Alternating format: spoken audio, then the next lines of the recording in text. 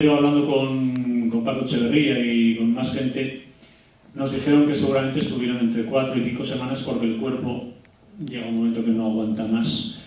Y por lo que nos estuvieron contando, estos chavales estuvieron sufriendo torturas en jornadas de 8 horas, cada 8 horas entraba gente nueva.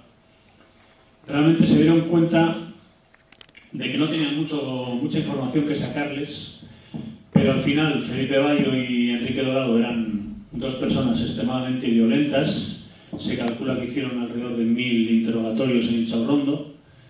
Tenían ya una condena anterior por torturas. De hecho, por este juicio no se les condenó por torturas porque fue imposible por los huesos poder condenarles por ello, pero tenían condenas por torturas anteriormente y por eso hemos podido meter los nombres de ellos como torturadores. Si no, no habríamos podido meter los nombres de ellos.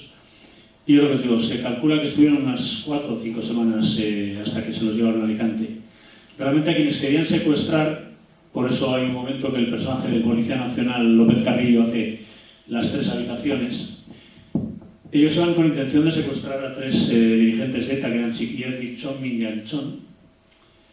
Pero cuando llegaron a Francia, vieron que estaban escoltados.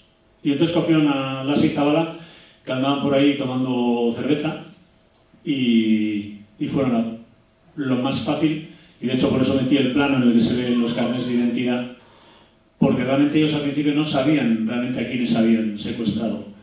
La única información que les pudieron sacar fue la mudanza a Chapela, que sale al principio de la película, que realmente ocurrió a primeros de septiembre, esto fue en mediados de octubre, no se pasa que nosotros lo hemos metido en el mismo día.